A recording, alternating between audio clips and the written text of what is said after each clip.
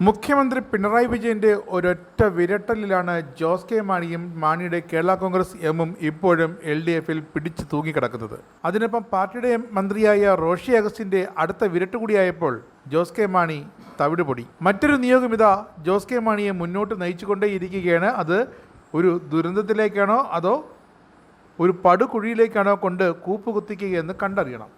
Kerala Congress M chairman Jose K Mani നയിക്കുന്ന മധ്യമേഖലാ ജാഥയിൽ കരുത്ത് തെളിയിക്കണമെന്ന് ഇടതുമുന്നണി എല്ലാ ഘടകകക്ഷികൾക്കും CPM-ന്റെ പ്രത്യേക നിർദ്ദേശം പോയിട്ടുണ്ട്. കാരണം ജോസ് കെ മാണി ദുർബലന്മാരിൽ നിന്നും ദുർബലൻ ആയിക്കൊണ്ടിരിക്കുകയാണെന്ന് CPM-ന് വ്യക്തമായി മനസ്സിലായി. ജോസ് കെ മാണിയെ മുന്നിൽ നിർത്തി ക്രിസ്ത്യൻ ന്യൂനപക്ഷ വോട്ട് പിടിച്ചെടുക്കുകയാണ് വീണ്ടും CPM-ന്റെ ലക്ഷ്യം. അതിനാണ് കുറുക്കൻ്റെ കണ്ണ് കോഴിക്കോട്ടിൽ എന്നതുപോലെ CPM ക്രിസ്ത്യൻ വോട്ട് ബാങ്കിലേക്ക് നോക്കിക്കൊണ്ടേയിരിക്കുന്നത്. ജോസ് കെ മാണിക്ക് സിറോ മലബാർ അടക്കം ക്രൈസ്തവ സഭാ മേലധ്യക്ഷന്മാർക്കിടയിൽ സ്വാധീനം നന്നായിട്ടുണ്ടെന്ന് CPM അറിയാം.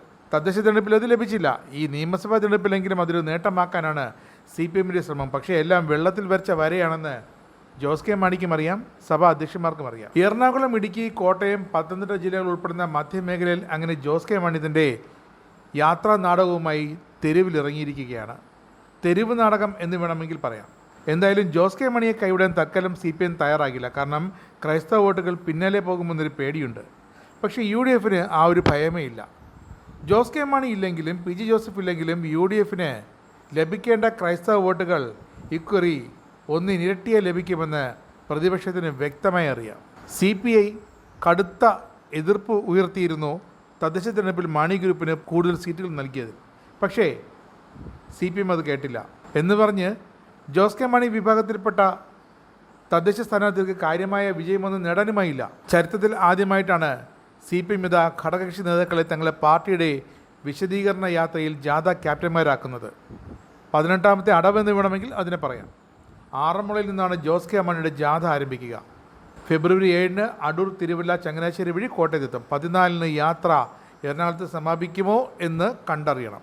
എന്നാൽ മധ്യമേഖലയിലെ ജില്ലകളിൽ പിണറായി വിജയനെയും CPM-നെയും ഇടതുമുന്നണിയെയും ന്യായീകരിച്ച് ജോസ് കെ മാണിയുടെ ജാഥ കടന്നു വരുന്നതോടെ അവിടെ CPM-നല്ല മാണി ഗ്രൂപ്പിൻ്റെ അടിത്തറ വീണ്ടും ഇളകുമെന്നാണ് പാർട്ടിയിലെ ഒരു വിഭാഗം ഇപ്പോൾ തന്നെ മുന്നറിയിപ്പ് നൽകിയിരിക്കുന്നത്. ഈ പോക്കാണെങ്കിൽ നിയമസഭാ തെരഞ്ഞെടുപ്പിൽ ഒരു സീറ്റിൽ പോലും ജയിക്കില്ല എന്നാണ് ഇപ്പോൾ ജോസ് കെ മാണിയുടെ പാർട്ടിക്കുള്ളിൽ തന്നെയുള്ള അടക്കം പറച്ചിൽ. ഒരു ഘട്ടത്തിൽ ഈ ജാഥ ക്യാപ്റ്റൻ സ്ഥാനം ആത്മഹത്യാപരമായൊരു പദവിയാണെന്ന് കണ്ട് ജോസ് കെ മാണി പിന്മാറാൻ ശ്രമം നടത്തിയിരുന്നു. എന്നാൽ CPM അനുവദിക്കാതെ അടപടലമിട്ട് പൂട്ടി, ഒരു ഗുസ്തിക്കാരനെ പോലെ. ഇതിനി അനുഭവിക്കാൻ പോകുന്നത് ജോസ് കെ മാണി തന്നെയാണ്. കാരണം CPM-ന് ഒന്നും നഷ്ടപ്പെടാനില്ല. വിശദീകരണം നടത്തി വിയർപ്പ് കൊണ്ട് വിയർത്ത് തളർന്ന് ജോസ് കെ മാണി അങ്ങനെ എറണാകുളത്ത് തൻ്റെ ജാഥ അവസാനിപ്പിക്കുമ്പോൾ പാർട്ടിയിൽ ഒരണിയെങ്കിലും ഉണ്ടാകുമോ എന്ന ഭീതിയാണ് ഇപ്പോൾ ജോസ് കെ മാണിക്കും കൂട്ടർക്കുമുള്ളത്.